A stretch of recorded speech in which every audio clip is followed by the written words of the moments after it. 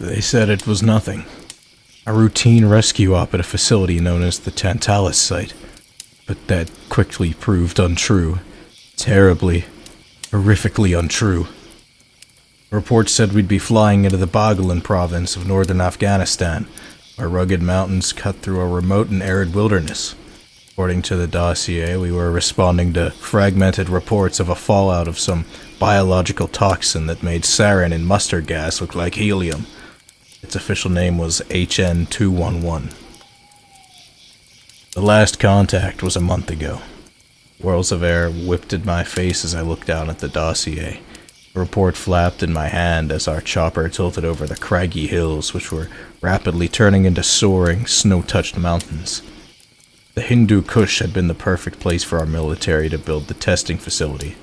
Incredibly difficult terrain to navigate on land.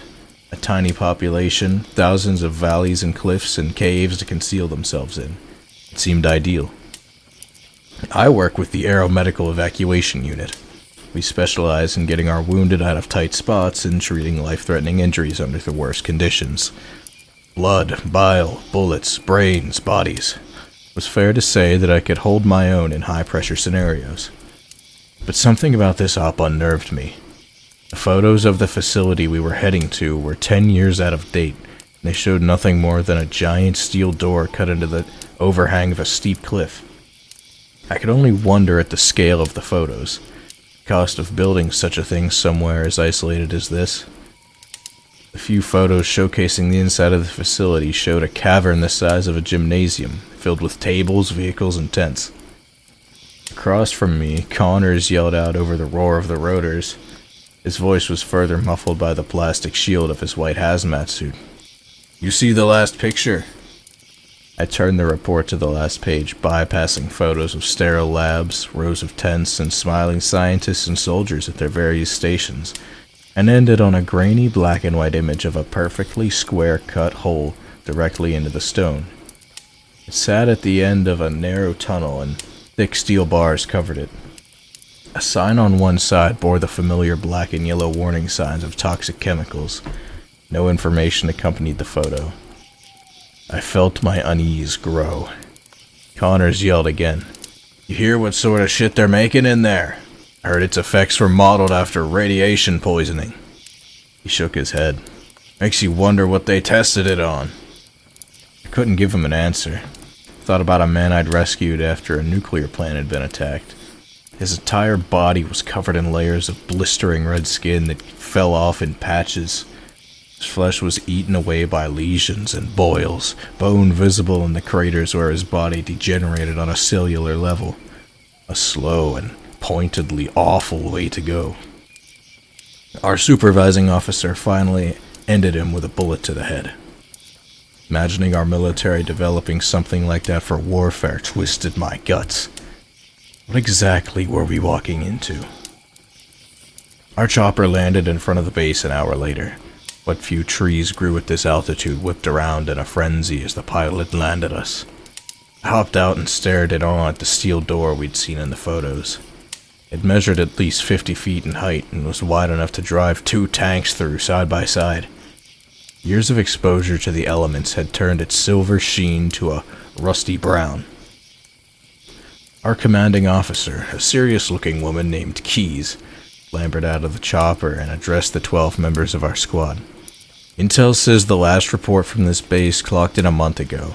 All it said was, 'We're done.'" Then they went silent. We aren't sure whether they mean they're done with their project or something else, but we've been tasked with going in to check. Given their silence, we're anticipating a potentially hazardous fallout from somewhere in the mountain. Our orders are to observe, report, and treat any potential survivors. Got it? Everyone nodded. We were used to this by now. Sometimes our operations had us combing through towns and villages littered with bodies, many in conditions that defied nature. But this should prove no different. Keys approached the doors and opened a rusted metal cabinet that contained a simple keypad. She input the complex code our superiors had given us, and doors crept open for the first time in a month.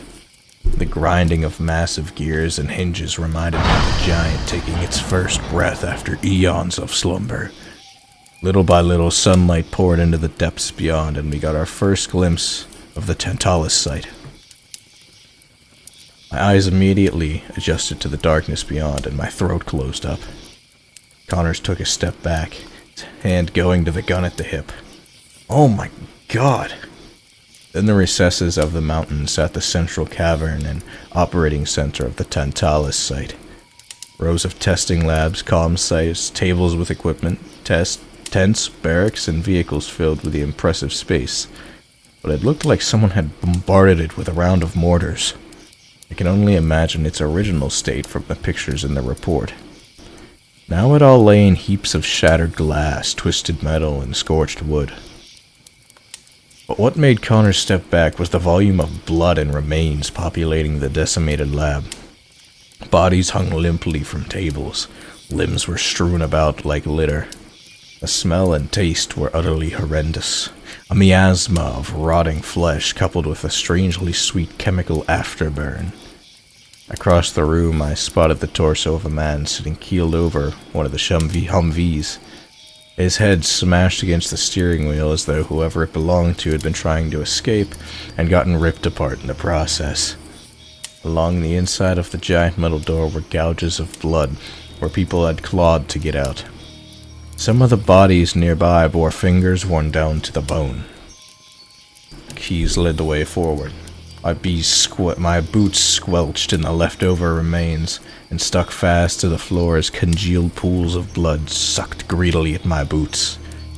20 feet or so at my right lay the body of a female scientist who looked strangely intact amidst all the carnage.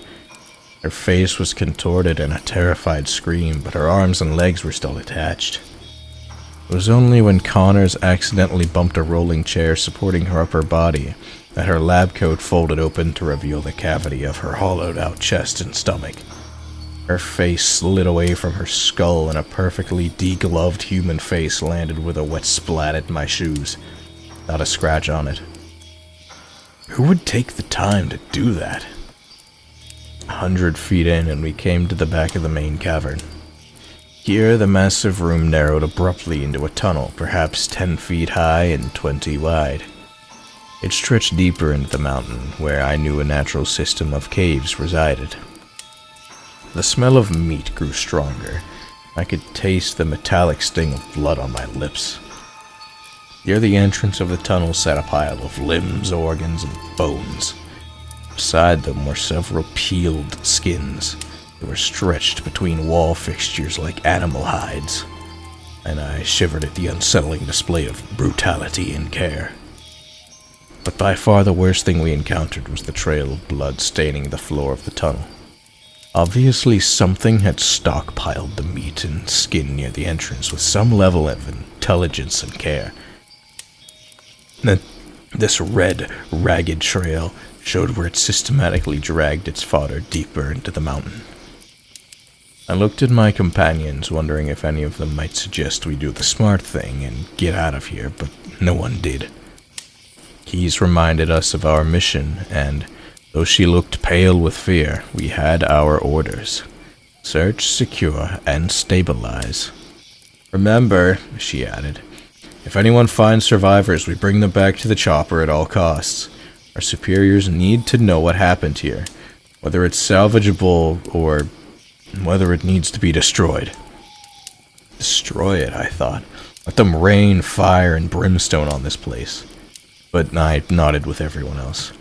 Now, Keys said, I need 2 of you to scout ahead, go as far into the compound as you can. I want to get a comprehensive report on the rest of the facility, while the rest of us search the main areas. And give a heads up for the rest of the team if we find whatever the fuck caused all this, I added silently. To my surprise, Connor stepped forward. I'll go, he said, his expression resolute. I didn't doubt his courage for a moment, but he'd looked pretty unsteady when we first came in. Without thinking, I stepped forward as well. I'll go too. Keys looked immensely relieved that she didn't have to pick. Thank you, gentlemen. You'll search for half an hour and then report back to me. Understood? We both nodded. Ahead of us, the tunnel marched on for what felt like an eternity. The blood made it resemble the throat of some giant monster. I looked at Connors. Ready? He lifted a severed hand and gave me a thumbs up. I shook my head. Gallows humor struck at strange times. Fuck it, let's go. We continued into the darkness. The vast bulk of the Tantala site consisted of a long tunnel winding its way into the depths of the Hindu Kush, like a spine, and smaller tunnels would branch off at regular intervals like ribs. We encountered fewer remains down here. It looked as though the main bloodbath took place in the facility center. From time to time we spotted another body. Usually it had been slashed or smashed into a pulp. They were all stripped of their vitals with the same brutish intelligence, and crusted trails of blood led out from these smaller intersections and joined the carpet of red-brown sludge winding through the main tunnel. Eventually, we reached the final offshoot. The tunnel had grown narrower back here, maybe half a mile from the main cavern. The remains also thickened, once again, and that scent cloyed my nose stronger than ever. Giving a nod to Connors, I rounded the corner. Rotting remains hung from every visible surface. Brown stains rusted the stone walls. Before me loomed a small opening in the concrete, perhaps 5 feet by 5 feet. The steel bars across it had been smashed inward. I approached cautiously. The light of my flashlight danced around that black opening. The darkness beyond ate every speck of light that touched it. I came up to its edge and slowly peered inside.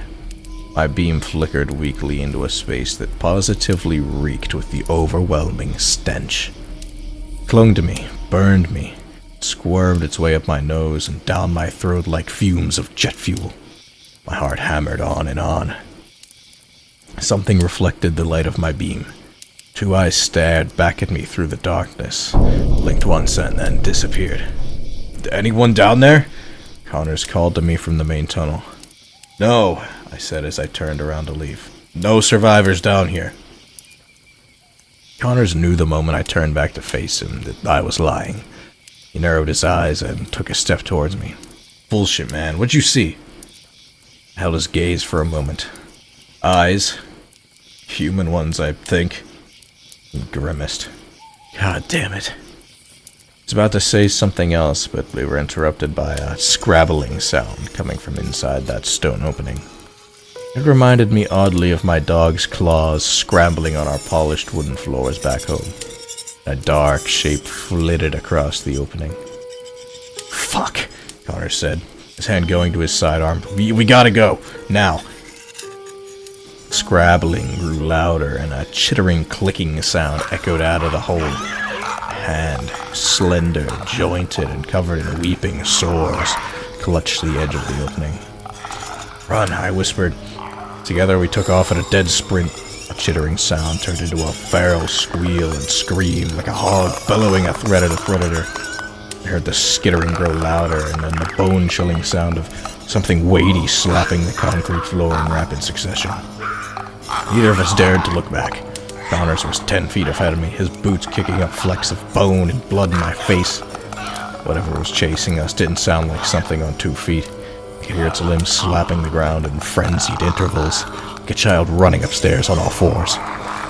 This chittering cut away from ragged breathing as it loped after us, and that awful smell of rotting meat tainted with a chemical afterburn assaulted my sinuses yet again. We bolted through the tunnel towards the main facility center, and were intercepted by Keys and another man named Chef, 100 feet from the entrance. Chef held an M4A1 rifle to his cheek and had the barrel aimed in our direction.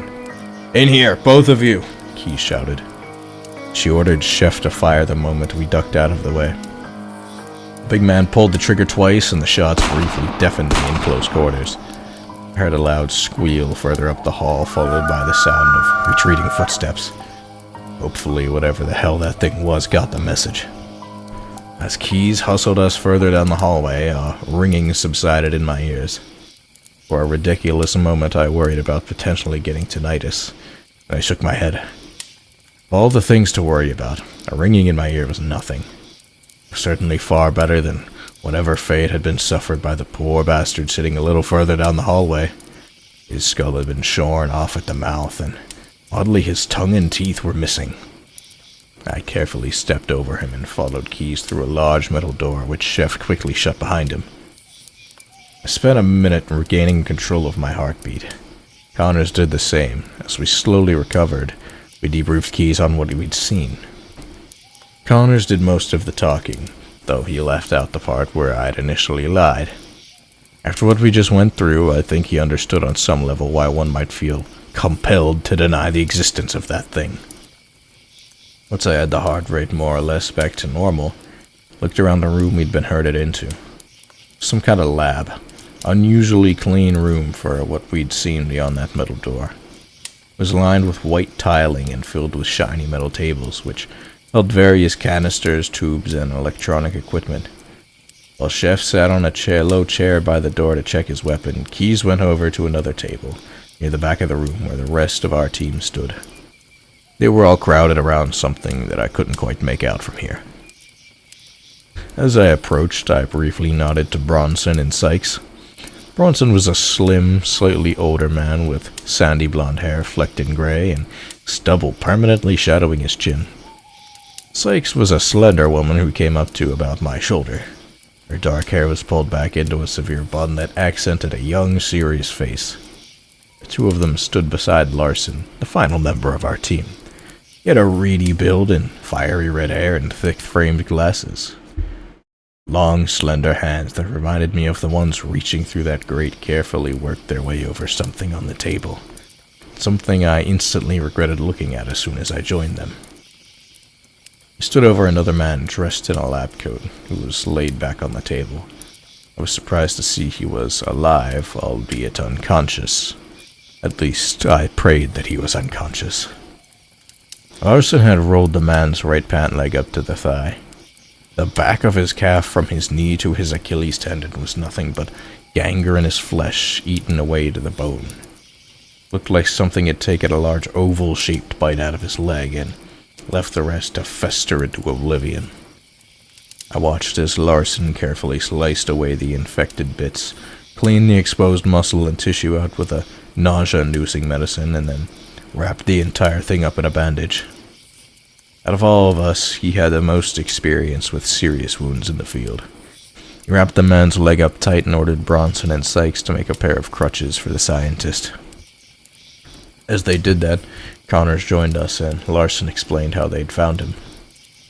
We were doing a more detailed sweep of the tunnels, and we heard something clatter down the hallway. We saw this guy limping toward this lab like a bat out of hell. He had pretty good time for someone with only half of a leg. I tried telling him we were friendly, but that didn't do much. He screamed and fought us before we were able to sedate him. Larson leaned back in his chair right as Bronson and Sykes returned with makeshift crutches made from chair legs and lengths of wire. I want to amputate it, Larson continued, but these operating conditions aren't exactly ideal. Sykes eyed us carefully. What happened down at the other end of the tunnel? I heard you guys running and something like squeaking or chittering, and then Chef's gun. I shook my head. I don't know what it is, but it was fast and nasty. What did it look like? She pressed. We didn't get a good look, but Chef shot at it. Y'all looked at the big man. His square jaw and crew cut would have made him at home in any combat unit. He simply shrugged. It was human, naked, real skinny. Lots of wounds and cuts all over its body. Didn't see much more than that before I fired. How many of them were there? Bronson asked. Not sure, I said. We only saw the one, but there's no way only one of these things could kill an entire base, Connors finished. We let that little revelation sink in. Suddenly I wanted very badly to get out of there. But Keys wanted more information out of our friend. What exactly happened here? Whether there might be more survivors deeper in the tunnels. And I selfishly hoped that there weren't. My God, I really hoped there weren't. In the meantime, we remained locked behind that door. Apparently, it was sturdy enough to keep our new scientist friend safe. We waited for a little while for the sedative to wear off. It took maybe 20 minutes. The scientist eventually stirred. Larson and Chef and Connors had hauled him down, so he couldn't hurt himself. Scientist opened his eyes slowly, regarded us, and immediately began thrashing. He started howling, "No!" arching his back against the table and thrashing so hard that Chef almost lost his grip. "You won't take any more of me! You bastards, let me go or you'll kill me!" Hey! Calm down," Key shouted. She grabbed the man by his shoulders and looked him square in the eyes. "You're not in any danger, okay? We're part of a medical evac unit. We just found you and fixed your leg up. We're getting you out of here, okay?" The scientist seemed to calm down a little. He nodded slowly, and Chef and Connors relaxed their grip. Tried sitting up and cried out when his leg clipped the table. Larson immediately reached around to support his shoulders, while Sykes caught his leg and helped him swing it into the right position. I instinctively offered him my canteen, which he accepted gratefully. He drained nearly half of it before taking another breath, wiping his mouth with a stained sleeve. He handed it back to me. "Thank you." "Sure thing." He's leaned in again. "Sir, can you tell me your name?" "Ketterman. Dr. Joseph Ketterman." "Doctor, would you be willing to tell us what happened here? What happened to those people out there? What did all this?" Ketterman gazed back at her, his eyes pale as cold slate. For a moment I swore I saw guilt cross his face, but it was quickly replaced by resignation. "Give me a moment. I feel as though I just returned from the dead." We nodded, and Ronson offered him a cigarette. Ketterman smoked it in 2 puffs, downed some more water, massaged his thigh muscle, and finally took a deep breath. "We fucked up," he said with no preamble. "Monumentally. More specifically, we created something monstrous. A weapon. A biological toxin in a gaseous form, designed to degenerate a subject's body on a cellular level. It would lead to massive organ failure, eat through skin and sinew, and break one's body down at its most basic levels. Skin reddens with irritation and then blackens. The immune system fails and the subject would essentially rot from within like a pumpkin. They meant for it to be an instrument of war. Something so ungodly, so horrific that it would induce obedience into generations of whoever we were fighting at the time. Our test subjects started small. Rodents, felines, canines, that sort of thing. All of them succumbed to the effects in a matter of minutes. We'd cut their bodies open and they'd be filled with tumors. Their bones broke apart like glass and their veins slithered out of the incisions. We knew the gas was effective because our subjects never stopped squealing from the pain. Even though we administered painkillers, believe me, they had no effect. 6 months of trials showed complete success with our animal subjects, so our commanding officer flew in to review our progress. He was quite proud. When he left, Ketterman paused to drink some more water. He ordered us to begin human trials. We asked where we might get those, and he mentioned that we had plenty of prisoners captured in the surrounding areas, and that we could use them. My insides squirmed at the way Ketterman recounted all of this, so matter-of-fact, no emotion in his voice. We all watched him with rapt attention, hanging on his every word. We discovered that using the gas on humans had an unintended side effect. The cellular degeneration eroded their brains and turned them into regressive versions of themselves. They quickly lost the ability to speak, control basic impulses, or recognize one another. But their instincts didn't devolve completely. They retained a sort of primal intelligence similar to early hominids. They could understand their pain and what they were being used for. Process their bodies slowly shutting down. The worst thing, though, was what they did to compensate for it. We had a pair of prisoners, a mother and a son. The son was maybe 17. I don't know where they came from, but we tested the gas on the 2 of them together. Their bodies began to break down in minutes, the mother first, then the son. They degenerated quickly and struggled to recognize one another as their skin broke out into monstrous hives. The son was clawing at his abdomen. He managed to rip through his skin and pull out his entrails. They were blackened and calcified. He watched him disembowel himself while his mother tried to help him. She kept trying to cover up his wound with her hands, but it did nothing. Then the son turned on his mother. He attacked her and beat her to death, and then started tearing at her body, removing her organs and tried slotting them into his own. Eventually, he collapsed at the 15-minute mark. I swear we checked his vitals to make sure he was dead before we sent someone in to clean up the bodies, but when our man grabbed the son, he lunged at him and bit him in the neck, tore his throat out. And he ran for the door, leaped on the guard coming in to help, and killed him too. No one was prepared for how ferociously he attacked. Down the tunnel looking for something, he ran. Eventually, he came to one of the rooms where we stored the gas canisters. Ketterman shook his head. I hadn't realized he'd been smart enough to take the guard's key card before he killed them. He took some of the canisters out and threw them down the tunnel. More guards were there, but by this point, they'd started shooting at him. Bullets met canisters, and Ketterman mimicked an explosion with his hands. The gas was dispersed through the main tunnel into the central room. Dozens of innocent men and women choked, convulsed, and collapsed where they stood. I only managed to avoid them because I was locked away in here. Gas couldn't penetrate my lab, but everyone else, they attacked each other and ripped each other apart. Son was their ringleader, sort of. Their scariest part was how smart they were, though. He stopped them from doing too much damage to the bodies. I believe he was trying to harvest their organs to supplement the effects of the gas. The main door was locked down from within. Manual override in case a leak, just like this one, transpired. I messed up my leg trying to fix it, but one of those bastards got hold of me before I could get back in. I've been waiting for your team to come for weeks, and now here we are. I regarded Ketterman in silence. He looked eager to get out of here, and I don't blame him. He said, "Are you positive there were no other survivors?" "Just me," he said. "Good." He drew her pistol, leveled it at Ketterman's head, and shot him. Everybody jumped back. A spray of blood erupted from the back of the scientist's call as he flopped on the table. "Jesus Christ!" Honors yelled, holding his hands over his ears. "What are you doing?" I rubbed my ears. The tinnitus clanged against my brain like a train whistle. Keys calmly slid her pistol back into its holster. "You think I'm gonna let an evil bastard like that back into the world?" "Thought we were meant to be a passive rescue force," Larson muttered. He eyed his handiwork, which now meant nothing.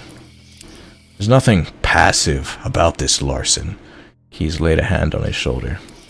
"Look, I'm not sure who's in charge of this place, but judging by what Mengele Jr. just told us, it created something worse than we could ever imagine. We're getting out of here and bringing this place down behind us." "Got it?" Larson met her gaze for a moment, then nodded. She looked at the rest of us, Bronson, Psych, Chef, Connors, me. He looked from her to the limp body of Ketterman, then Connors nodded slowly. "Whatever was in that tunnel wasn't human. If it's some emaciated demon spawn or something, it needs to die." He shouldered his gun. "So let's get out of here." I found myself nodding again. We could bring back some real firepower, keep these things trapped here, then bring the mountain down on them. More than anything, I wanted to get out. Chef went to open the door, but stopped a moment before we unlocked it. "Do you guys hear that?"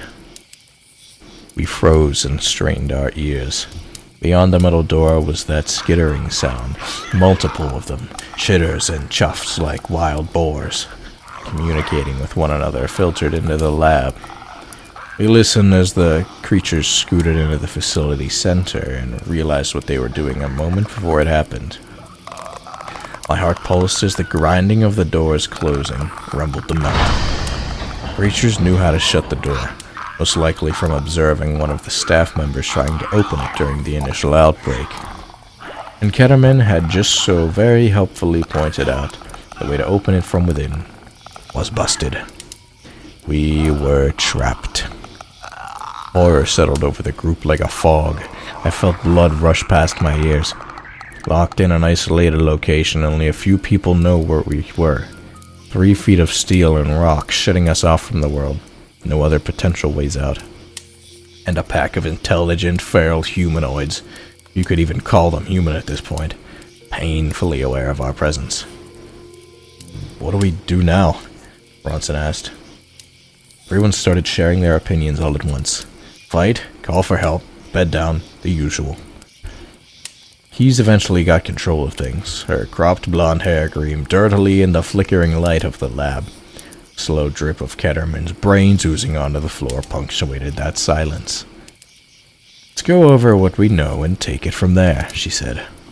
Now, Ketterman told us he was injured trying to fix the controls that open the door, which means that not only is there a way to open the things from the inside, but they're close enough to this lab for an injured middle-aged man to stagger back to, with those things on his heels. Beyond that, we know these creatures can be hurt. The one Chef shot at retreated immediately. We also know we can still get a comm signal out, weakened or not, because Dr. Fuckface was patching through a quest for to help us. She pointed towards the door. I say we go out there quietly, weapons primed, and head for the control center. We'll find the door controls and have a team work on fixing that while another two work on comms. The rest will provide cover. Any questions? No one said a word. Good. Chef Sykes, you two will work on the door. Larson and I will work on the comms. She nodded to Bronson. Connors and myself, you three will stand guard. She had Chef hand his rifle over to me. Not everyone in our unit came armed to the gills. We had 3 rifles between us. The rest had pistols, and all of us carried standard army knives. This was the first time I ever regretted not having a heavier duty gun. The M4A1 felt heavy in my hands, but the weight was reassuring. I checked to ensure a round was already chambered and the safety on before doing the same with my pistol.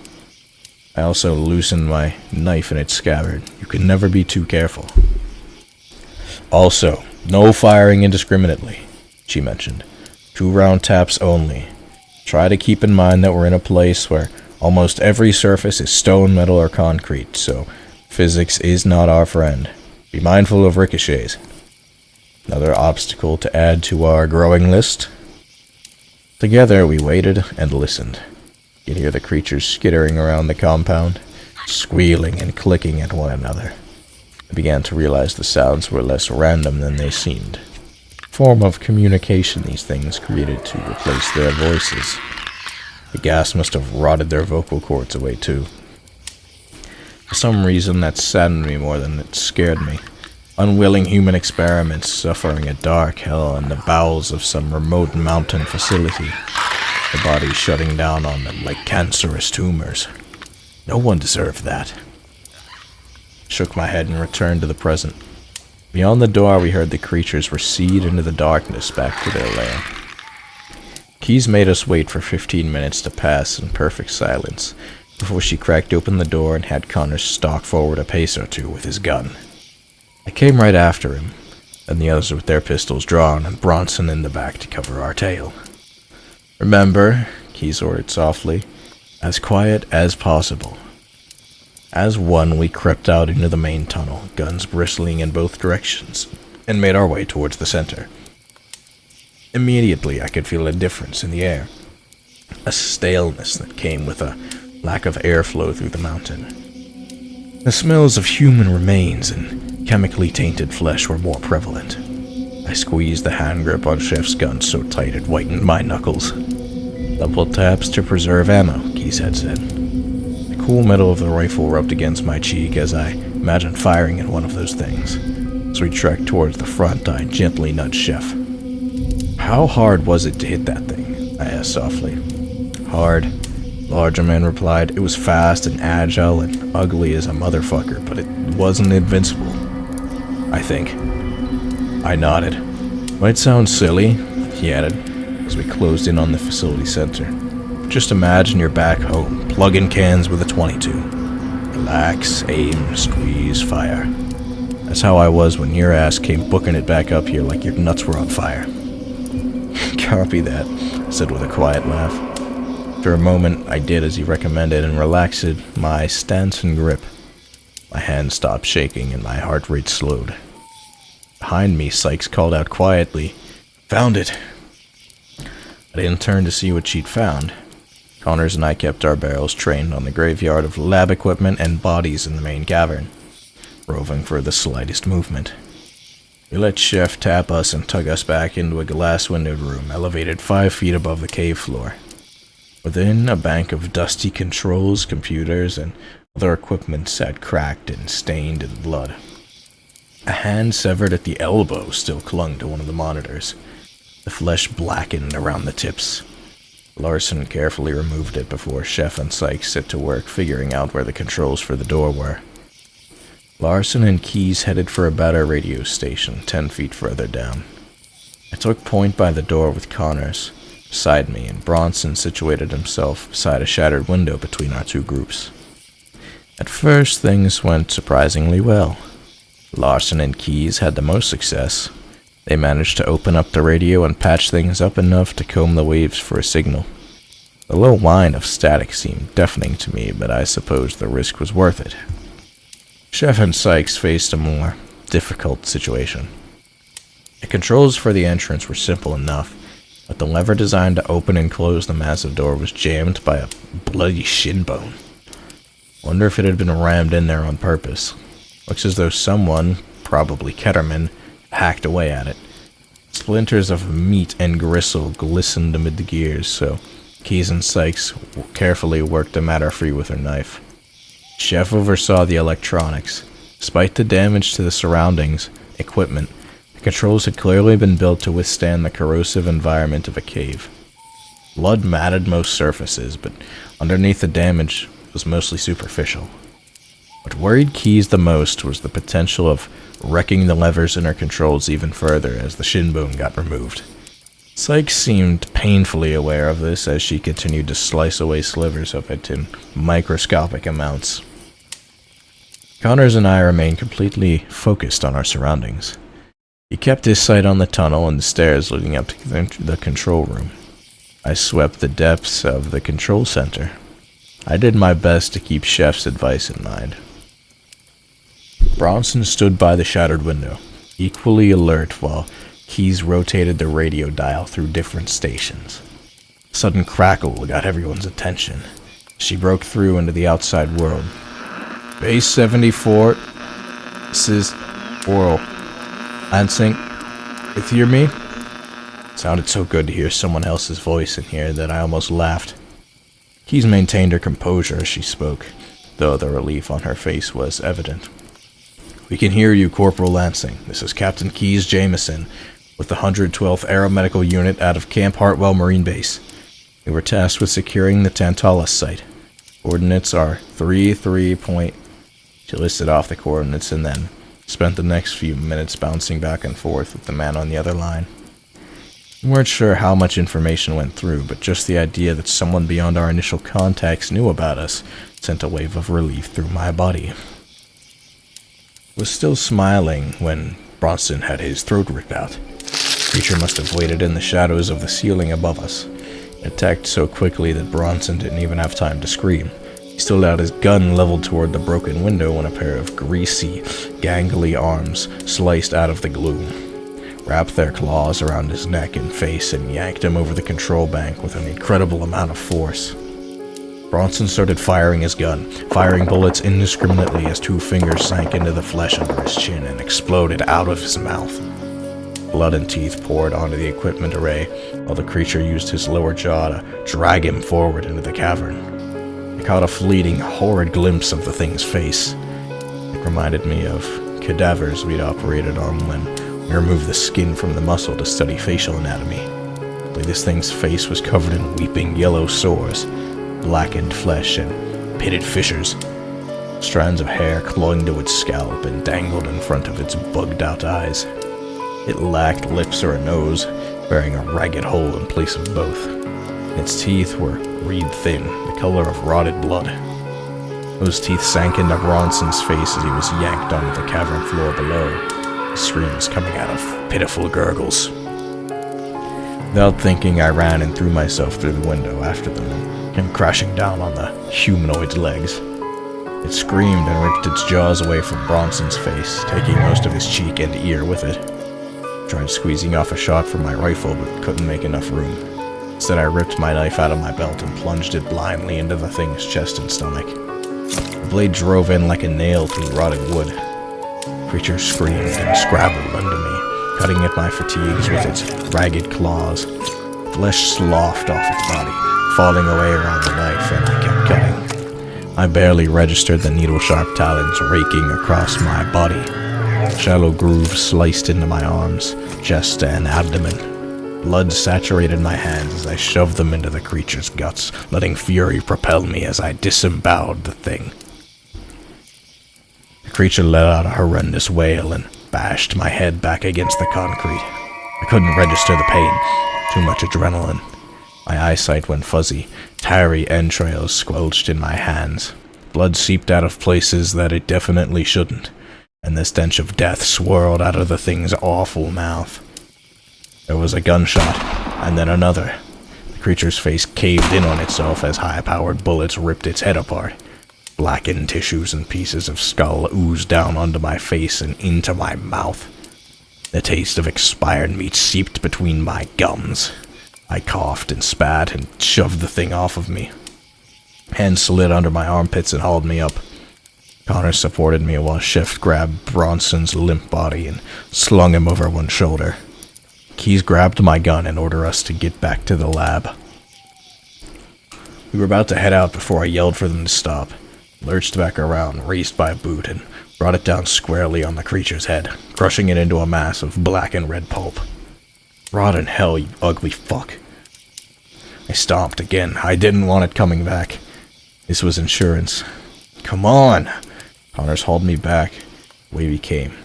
He shouted some more. Bronson stained Chef's shoulders with dark blood.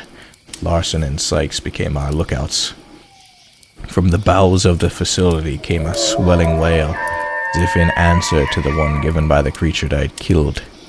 The tunnel came alive with the sounds of chitters and squeals as we lugged ourselves back into the lab. Only when Sykes slammed the door did I finally feel the adrenaline abate. Chef dumped Bronson on one of the lab tables, and Connors lowered me into a chair. Larson tried to inspect me, but I waved him to Bronson. Him first, man! A strange look crossed over Larson's face, a mixture of sadness and guilt. Bronson's dead, he said it matter-of-factly. I shook my head, my vision sloshing in my skull. Like hell he is. Check his pulse. Staunch his wounds. Do something. Larson lowered himself to my eye level and slowly tilted my head to where Bronson lay. Even in my frenzied state, I could see he was gone. Most of his throat and his face were gone. A gaping hole was the only thing left, stained with slimy remains. My eyes tracked over him to the next table, and something chilled me to my bones. Where the fuck's Ketterman? Where is he? I repeated. Where's Ketterman? The table where his lifeless corpse had laid was now empty, save for a circle of blood at one end. Everyone went back on high alert as the lab was searched, but no trace of his body was found. Then Chef pointed to a thin, almost invisible trail of blood leading from the table to the door of the lab. Those things took him. It wasn't a question. It took him while we were figuring out the controls. Jesus. God damn it. I grunted, then hissed when Larson peeled away my fatigues to reveal a long laceration down my right bicep. Hey, fuck you too, man. Hey now. Leveled his spectacles at me like a disappointed father. No cursing out your doctor. Watched as his nimble fingers began probing my flesh around the various cuts I'd received from the creature. Two on my right arm, one down my jaw along the neck and collarbone, and two more over my sternum. None were that deep, but they did burn. Larson had to pour a stinging chemical all over them, which led to another round of curses. And he closed them with a binding agent that would allow the wounds to stretch and flex without too much risk of splitting open. As he worked on me, Keyes, Sykes, and Chef all stood, vigil over Bronson. Cleaned the blood from his neck and face, and cut away any residual filth from his clothes, and closed his eyes. Keyes looked guilty when she ordered his non-personals to be rationed out. His tags and personal effects were zipped away to be returned to his family when we got out of here. After what felt like an appropriate amount of time, Keyes had Connors drape a large sheet over his body. I know how hard this is for all of you, but we're not a combat unit, we're a rescue team. Sometimes shit goes sideways and we have to adapt. Bronson was an excellent member of our team, and we're going to get out of here no matter what happens, alright? The rest of us nodded, even as the bigger question lingers above our heads like a mounting storm. Did our message even make it out? In the meantime, Keys assumed the role of the delegator. She had us strip ourselves of our MREs, weapons, tools, and medical supplies. The point of this, she said, was to get an idea of how long we might last down here. Rescue took a while to come. Judging by our rations and water, we could stretch things for probably 3 or 4 days. Weapons-wise, we still had most of our ammo, save for the clip Bronson sprayed when he got grabbed. Larson kept himself busy by tending to my wounds, more often than necessary. But I let him do whatever he needed because I think taking care of someone kept his mind off Bronson and, to some extent, Ketterman. Evil as the man was, Larson had still taken a vow to care for everyone to the best of his ability. Personally, I feel for him, but also knew that killing the scientist might have been the right thing. I felt similarly about crushing the skull of that beast. In the heat of the moment, it felt so incredibly vindicating to slaughter Bronson's killer. But now I could only imagine the mother and son from that experiment. They didn't ask for any of this. The gas corrupted them beyond all human recognition, destabling their minds until they were only driven by the most primal urges. They were forced to skitter through the facility as cannibalistic byproducts of our newest weapon, to either subside on the gutted flesh of those they'd once been, or to suffer death by devolving into a living husk of their former selves. Not much of a choice. I watched as Larson's hand swept over the angry ridges in my flesh. It's a fucked situation. He grunted in the harsh light. His coppery hair looked like blood. Thanks for fixing me up. I wish I'd been quicker to get to Bronson. I could have done more. Larson stopped massaging my wounds and looked me square in the eye. Then he pinched one of my cuts. I gasped from the pain. What are you doing? He smiled and released. Just making sure you aren't turning into a self-pitying twat. Bronson was not your fault, and you did more than anyone else to try and save him. So every time you say something stupid, I'm gonna pinch one of your cuts. I was trying to be heartfelt. You were trying to wallow in your grief. Cut that shit out. I glared at him. You are one miserable bastard. You know that? Larson straightened himself up proudly. I do, as a matter of fact. Fine. Despite my best efforts, I couldn't help smiling. I hope we get out of here. If you keep moaning on and on, probably not. You know what? I think the creature nicked one of the arteries up on my thigh. Why don't I pull down my pants so you can get on your knees and kiss my hairy white... Everyone! Key's voice cut through the lab. Could you gather round? She got us all circled around the table that held our food, weapons, and other supplies. From here on out, going to be going on half rations. Obviously, it's not ideal, but what we have will only be good for 3 to 4 days. In the interim, we'll keep an ear out for the door and for the creatures. There's not really much else to do. Keep yourself fit, play card games, talk, sleep. Everything you've been taught to do to avoid letting your mind wander. Any questions? No one said anything for a moment, then Sykes raised her hand.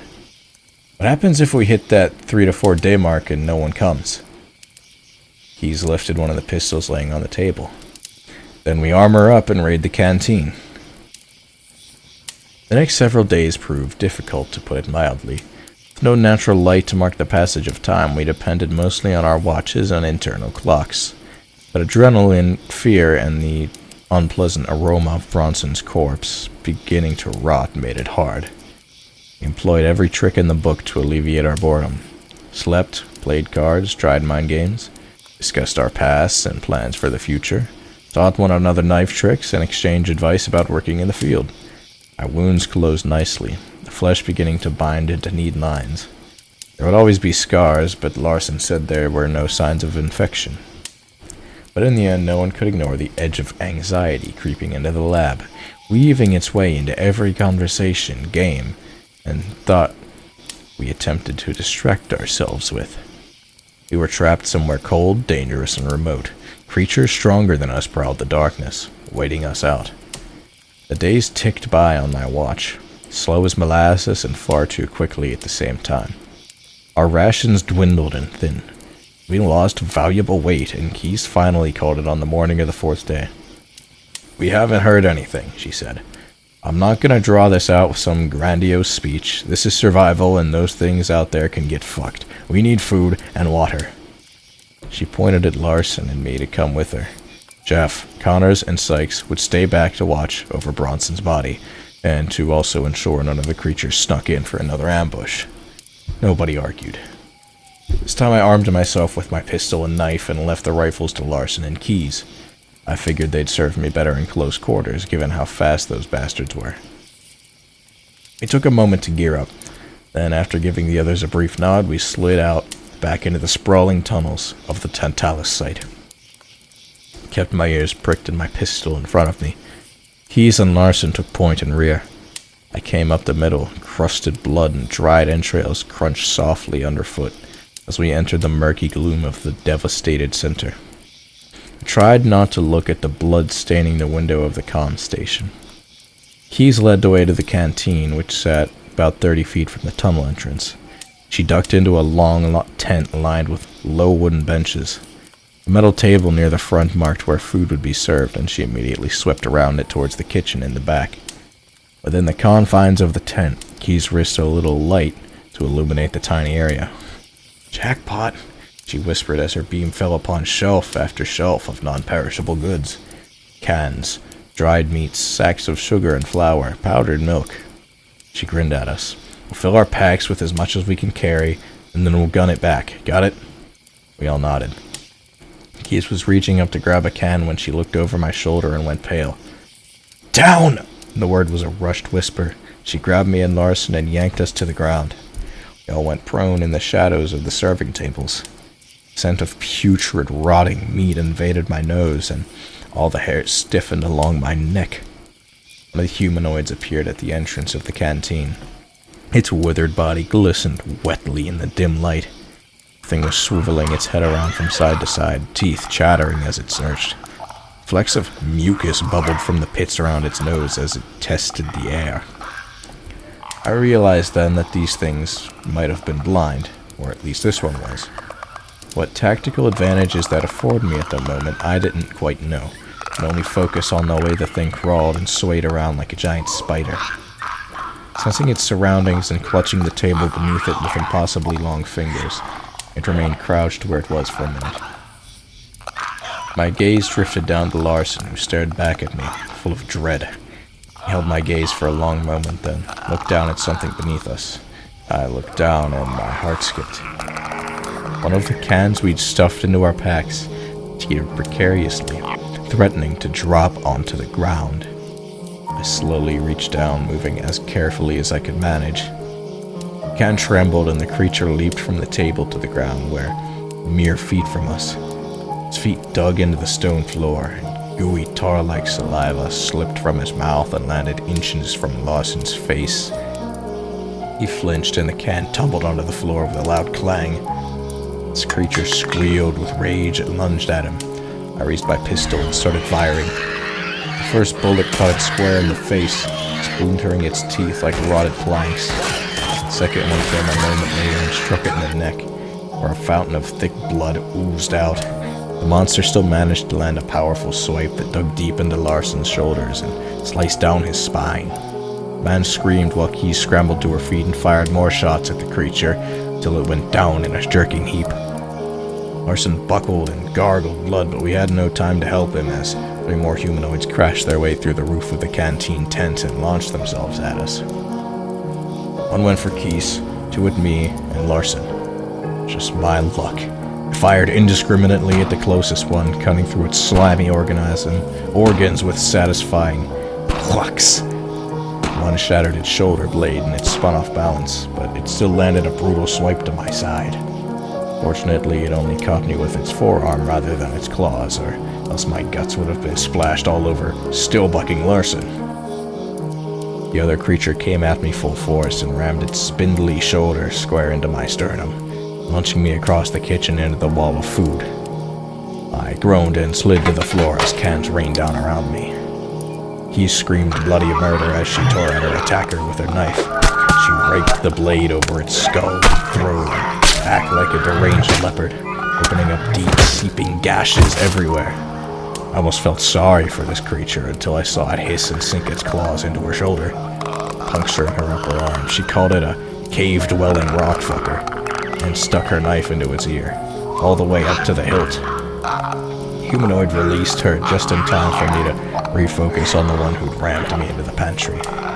It approached slowly and sniffed around. I realized the clanging of the cans had obscured my specific whereabouts. Took another step forward and found Larson. In a flash, it had its claws in his back, peeling his uniform and flesh away, to reveal the stark nakedness of his muscles and ribs. Larson screamed again, and the creature bared its teeth, giving me time to palm a can of Chef Boyardee's and hurl it with as much force as I could muster. Clang! Metal on bone rang through the tent. A large gouge opened in the creature's face, its nose and teeth pulping into a mash of slimy tissue. The creature wailed and stumbled back, clutching its face. I rose and hurled another can at it. And another, each one punched into its emaciated body like meteors stabbing into a new planet. They tore craters in its guts, face, and chest. Took one final, bloodied can and brought it crashing down on the thing's head, parting its brains with a sickening squelch. And the thing flopped on the ground and lay silent. Wheeling around, I caught a quick glimpse of the one Keys had stabbed through the ear, making swipes at her. She grabbed its ear in the hilt of her knife and rammed her knee into the point of its chin. His face exploded like a rotting pumpkin. We stared, panting at each other, caught in the overwhelming fervor of the brief but bloody battle. A dark shape moved in the corner of my eye, and I whirled around to see the one I'd shot lunging towards me, injured but still very much alive. Larson's knife punched into its neck in a perfectly timed throw. He swooned from his position on his knees. The creature collapsed, wailing on the ground, where it thrashed until Key's boot found its head. As she ensured the others were all well and truly dead, I knelt over Larson to look at his wounds. It was painfully evident that he wouldn't make it, but he didn't need to know that. Instead, I simply held him and muttered thank you for everything he'd done until he drifted away. Eventually, Keys put her hand on my shoulder and began to say something, but a scream ripped through the cavern from the direction of the lab. A heartbeat later, we were sprinting down the tunnel. We heard footsteps coming toward us from the direction of the creature's lair and raised our guns. It was only Connors. He looked wild, part of his scalp hung bleeding against the side of his face, and his fatigues were stained in blood and slime. I was relieved he wasn't seriously injured, but the expression on his face stopped me cold. Sykes! They dragged Sykes into that fucking hole! Where's Chef? He's demanded, trying to get things in order as best she could. The question might have seemed callous, but it was the only way we could figure things out without wasting time. Connors grew even paler. I don't know, man. He's in a bad way. Without another word, he led us to the lab where Chef sat at one of the tables. At first, I thought he was dead. His barrel-shaped chest had been bisected diagonally by a creature, and his guts spilled out into his lap. A giant purpling bruise colored the flesh around his temple, and his body was lacerated with deep, agonizing lacerations. Around his feet lay the pulverized remains of at least 3 more creatures. He sucked a breath in through his nose and lifted his head toward us. You could see his lungs expand and contract through his ragged fatigues. Keys. His voice was nothing more than a whisper. Keys knelt beside him. She didn't bother with bandages or reassurances. He was gone, and she saved his last moment for his final words. As he passed her his personal things, Connor told me what had happened in brief, shaky breaths. A couple of moments after we were ambushed out in the canteen, someone started pounding on the door to the lab. There were cries to be let in, and Sykes thought it had to be one of us since the creatures couldn't talk. When she opened the door, she found Ketterman. He was this thing. Man, naked like the others, but not as rotten. His face was peeled off, and he was laughing. Things were wriggling in his skin like maggots. He had this awful smirk when Sykes opened the door and smacked her aside. Another one of those fuckers knocked the shit out of me. I was out for like a minute. When I woke back up, 3 of these things were dead. Sykes wrestling with the other one, and Chef was fighting with that Ketterman thing. He shook his head, and Ketterman swiped his hand across Chef's chest and opened him up from hip to shoulder like it was nothing. He grabbed Sykes by the hair and dragged her out of there. I tried to run after them, but one of those fucks tackled me and gave him enough time to take her into that place. Connor was close to hyperventilating at this point. I pulled him into a bear hook. Larson's gone too. My God. Yeah. We let go of each other just as Chef released a sigh. He tilted to one side and slumped across the bench. Keys added his possessions to Larson's. Her jaw was set in a hard line, and the muscles along her neck flexed with fury. Lifting Chef's rifle in her hands, she looked back at us. I'm going after Sykes. We both nodded without hesitation. We didn't know if rescue would come or not. Just that we might be able to rescue our friend and grind Ketterman into a paste. That was enough. When we arrived at the hole at the end of the tunnel, I no longer found it terrifying. The rusted bars bent inward like jagged teeth, exhaling a rotting stench that I didn't even register anymore. Flicking on our flashlights and headlamps, Key stepped into the darkness first, then Connors, then me. Darkness consumed us as we slid into the den of monsters. Stepping into the nest was like stepping into the throat of a giant, dormant monster. The air was hot with meat-tainted stench. I turned my light through the engulfing gloom of the cavern. Couldn't see anything move, but skittering sounds echoed off the walls. We kept ourselves tightly packed near the center of the cave. Behind us, the grate slowed and glowed like a doorway to another dimension. It shrank with each step we took. Sykes, Connor whispered over the metal of his rifle. Keys nudged him and shook her head. I understand what she was thinking. Needed to find her silently. Moving as one, we crept towards the rear of a cavern, easily the size of the one at the front of the facility. My light revealed strange creatures tucked up against the walls. I drew closer, and my throat filled with bile.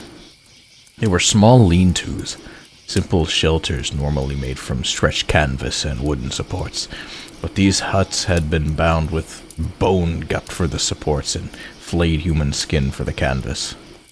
All the different shades, crusted with blood, sliced and spliced and broken in some places. I was almost grateful when I heard Sykes moan from somewhere deeper in the cavern. Beside me, I could feel Connors tensing, ready to run for her, but I caught him this time. Ketterman, I mouthed silently. He already knew he could vocalize human sounds. It was to stop him from mimicking Sykes' groaning to bait us into a trap. Forward together, Keys whispered. It was a good plan. We covered our angles well, and our lights gave us at least 20 feet of visibility. Then Ketterman started taunting us. You let me take her, Connors, he sang. Or, sang isn't exactly the right word. It's more of a hiss punctuated by some wet sounds. Like someone fighting for air. She begged and screamed, and maybe I should just slice her open right now. We could hear a choking gasp of pain. I gripped Connor's arms, iron tight. Couldn't lose him right now. I'm gonna fucking kill him, Connors growled through his teeth. Keys. Keys. Ketterman's voice pierced my ears again. So many dead. Sykes will be soon. You have failed. You failed. Like Connors, Keys stiffened but held strong. We could hear Sykes' labored breathing from somewhere beyond our lights. The cavern grew narrower towards the rear. For a flicker of a moment, thought I detected something moving in the shadows. My name rasped out of Ketterman's throat. Larson fixed you, he healed you, and you let him die in the dark. They cut him open like a pig. It was my turn to tremble. Ketterman's words cut me to the bone. Something about his voice dredged up my worst memories, my guiltiest fears. I wanted to rush at him through the darkness and smash his head in. A hand slithered under my arm and squeezed my bicep. Connors held my gaze and nodded towards the darkest part of the cavern. I squinted. Someone was there. A tall, lanky figure standing over another kneeling one. Then Sykes screamed. Connors rushed at him. Keys and I followed, not even bothering to shout. Came upon a horrific scene. Ketterman stood in front of another skin hut with Sykes' skull clasped in his inhumanly long claws. His fingertips burrowed into her temple, and lines of blood leaked down the side of her face like melting candle wax. His tallowed flesh looked almost transparent, rotting organs pressed against the sides of his abdomen, oozing black, and they struggled to function. Sores the size of my hand crusted his face, neck, and chest. Malice burned in his lidless eyes, which were pointed straight at Keys. His lips peeled back in a cruel smile as he sank his claws ever deeper into Sykes' brain, and she cried out again. Connor lifted his gun, but Keys stopped him. On either side of Ketterman lurked more creatures. They tilted their heads as they tried to pinpoint where we stood. Ah, Keys. The one responsible for my personal hell. Do you know what these things did to me when they took me from the lab? He slid his long fingers around the neat bullet hole in his forehead. Then he pushed inside it, withdrew a sliver of brain matter, pulped with maggots, and ate it. Sykes looked glassy-eyed as she hung from his grasping hand. They cut me open, packed my innards with the organs of my colleagues. He trailed his finger down the side of his face. Then they sprayed me with that infernal fucking gas. I cannot tell you how incredible the pain was. My body felt like it was liquefying in acid, slowly eating away but never dissolving, burning for eternity. He spat some tar-colored bile on the ground. Keys tilted her head ever so slightly. It's no more than you deserve, she said. You fucking monster. Ketterman bared his disgusting teeth. Very well. He lifted his hand up to slice Sykes open, but Connors charged at him. One of the creatures leaped on top of him, sinking its teeth into the back of his neck and tearing out a bloody chunk of flesh. Connors collapsed. Keys and I yelled, and Ketterman laughed up to the moment Sykes rammed a sharpened femur into his ragged groin. Hell unleashed itself. Chef's words came back to me as two creatures launched themselves my way. Relax, breathe, squeeze, fire. I did so, but I kept squeezing and the bullets exploded out at an incredible rate, ripping through both monsters. They screamed and collapsed on the ground next to a gaping Connors, whose neck gurgled blood down his shoulder and face. He still didn't hesitate in taking out his knife and stabbing the creature closest to him over and over. Keys was half a moment slower than me, getting her weapon up. She dumped at least half of her magazine into the third monster, but got taken out by the fourth. Two of them rolled away with her knife flashing as it drove into the thing's scabby back, and its teeth gnashing at her chest and shoulders. Sykes had managed to roll away from Ketterman, whose seething, strangled outline collapsed against the wall, fingers scrambling at the bone shard between his legs. I took a step towards him when fire lanced my calf. Creature Connors hadn't stabbed sank its teeth into my leg, opening up flesh and muscle. Roaring in pain, I tried crushing its head with a well-aimed stomp, but it lashed out and knocked me off balance, pulling me to the floor and wrapping its hands around my hips to drag itself towards my neck. I thrashed for all I was worth. The grip these creatures possessed was otherworldly. It crushed my thighs between its arms as I scrambled for my knife, but found it had gone flying towards Sykes in the melee. The creature dragged itself closer, those claws digging like molten pincers into my ribs. Saliva flecked its jagged teeth, and a wave of nauseatingly hot breath washed over me. Out of sheer desperation, I made a fist and rammed it down the creature's throat.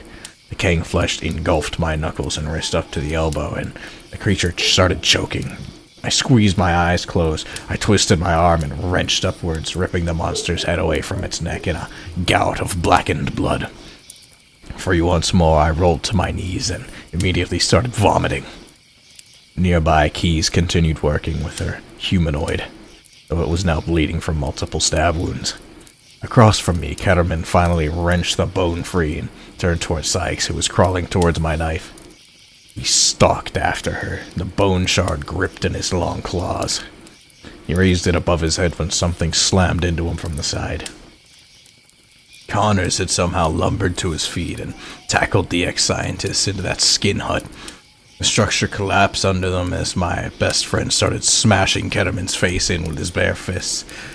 Fuck you and this whole goddamn nightmare. Ketterman didn't stand a chance. His body, weakened from everything had gotten through, started collapsing like paper mache. His face caved in, his teeth disintegrated, and his eyes burst when the bleeding man atop him gouged his sockets.